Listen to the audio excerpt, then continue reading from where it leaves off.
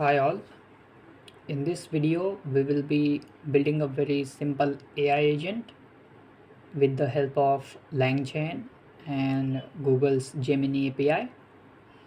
Now this agent will be able to connect to the web and will also be able to connect to a vector database. Okay, so we will be saving this PDF into our vector database, and then we will also be connecting the agent to web using this class. So the agent will have access to these two tools. First will be the online search, and the second will be the database search. And according to the instruction, according to the query, it will decide which tool to use. So let's get started. So the first thing first, you will need these two API keys. First is Google's Gemini API key, and the other one is Tavily API key. Now Tavily is a search engine specifically built for LLMs, right? It returns responses in such a format which will be helpful for the LLMs. So you can search online for Tavily API, and then you can sign up and you can get the key. Similarly for Google's Gemini, and once you get those keys you can just paste them here, right? So before moving forward, I assume that you have a basic knowledge of vector databases and embeddings, right? So let's start. So first we'll be installing these requirements. There will be some requirements. I'll be mentioning it in requirements.txt file. So let's import some classes and libraries and get our API keys. And now it is time to load the article into the database, right? For this we'll be using PyPDF loader, famous Python package to deal with the PDFs. And now how we'll be loading this PDF into the database. What we will be doing, we will be converting this PDF into chunks, smaller chunks, like for example this much. Okay, maybe this sentence will be saved, and then the next sentence, and then the next sentence, something like this. We'll be splitting it into sentences or characters or paragraphs, whatever, and then we'll be saving it into the database. So that here we are using recursive character text splitter. Now this means that we are splitting the document in 700 character size, right? Now this character size can be 1000, can be 2000, whatever. I have experimented a bit with this document and I found that 700 is the best one. So let me quickly show you what I mean by that. This is what I mean. You can see that we have some number of documents now, some list of documents. Now this original PDF, all the PDF is now converted into chunks of documents or chunks of text, right? And each of this will have approximately around 700 character size, right? So let's check it out quickly. So how many documents there are? There are almost around 67 documents. Okay, now let's have a look how the chunk looks like, right? So this is how each chunk looks like, and let us count how many characters there are. So yeah, almost around 655. So let us try another one. Okay, you can see how this looks like. Almost around 700 characters. So all of them will have around 700 character size, and these documents will be loaded to the vector database. So let's load them into vector database. This will be the embedding model for database. So if you don't know what embeddings are, they are actually you can say they are used to convert the sentences into an array of numbers, in as simple as that. In layman terms, you can see that if we passed hello, how are you kind of string, then it returns this kind of array. So similarly, these kind of arrays will be formed for all of these documents, and these arrays will be saved into the database, right? So here we are using Facebook AI similarity search, and now we are loading these documents into the database. So what has happened here is that all of these documents, all of these chunks have been converted into these kind of arrays, and these arrays have been stored into the database. Why we have done that? We have done this because next time we ask it any query, it will be returning us similar kind of arrays or similar kind of chunks, right? So in short, I'll show you a demo.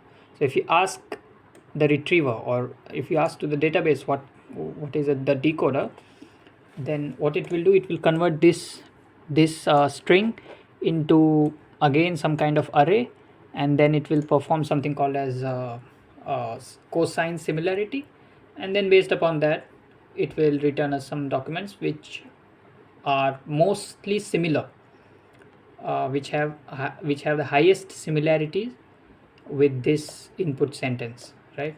So you can see decoder is and then similar to, so all of these there are these 4 documents which it found that are mostly similar with this original sentence. So that is what the vector database does. That's how the retriever works. So this retriever is tool, okay? This retriever is one tool which will be used by the language model to retrieve the documents, okay? We will create this tool. So here we create this tool, retriever tool, and the description is the most important, because the description will be used by the language model to decide whether to use this tool or not, right? So we have said that whenever you want to search for any information about transformers or attention mechanisms or anything, you will strictly use this tool, okay? So that is what we have defined. And then there is another tool. Now this is a built-in tool actually from the Langchain package itself. It is used to connecting to the web. Let us see how it works or what the description is. So a search engine interested, okay. Here we go. Useful for when you need to answer questions about current events, okay. So whenever it will encounter some query which the LLM finds is connected to the current events or something, it will use this tool, right? So now we have 2 tools. One is the retriever tool, which will be connecting the language model to the database, and then this search tool, which will be connecting the language model to the web, right? So we have these 2 tools. Let us create the language model here. We are using Gemini Pro.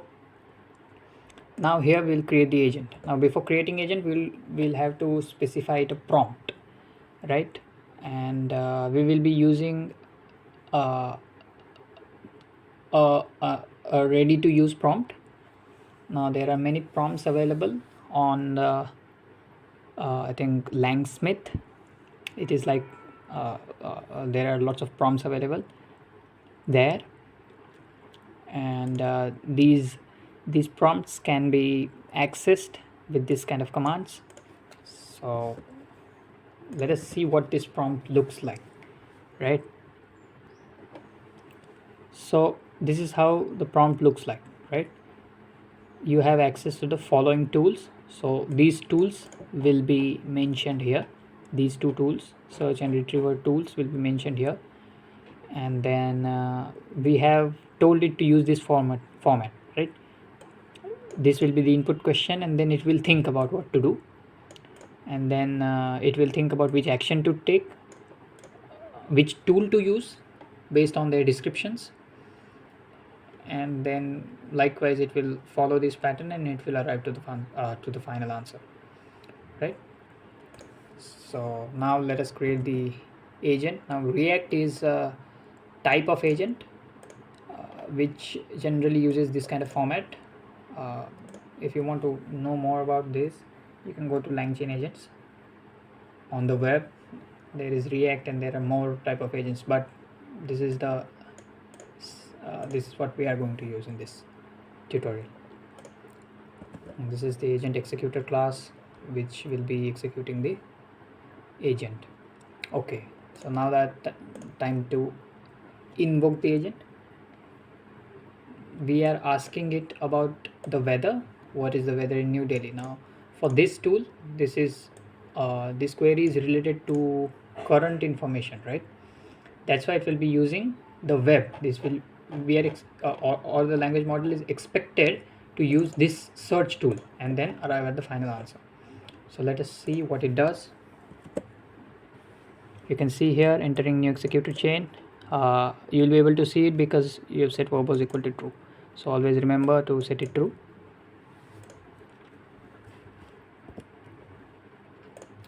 Okay, so we have the answer here. It has given the answer. Now let us see what it has done. Entering the new agent executed chain. Now as per the prompt, okay, we had asked it to think what to do. So it has thought I should search for the weather in New Delhi, correct? And then it has decided which action to take, right? We had mentioned that you have access to these tools, okay?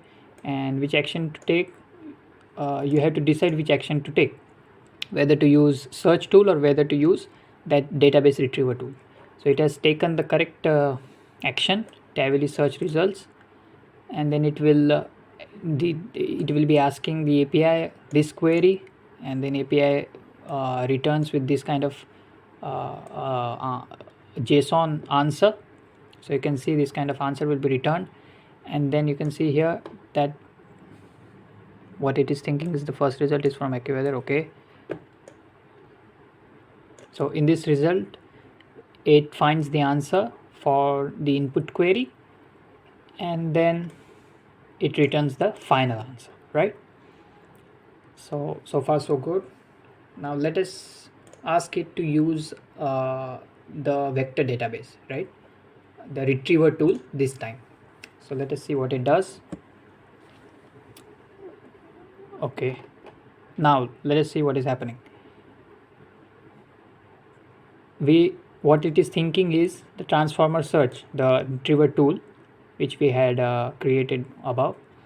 It has better information about transformer model. Okay, so it could have gone to the web as well, and it could have entered this query, but we have specified in the description.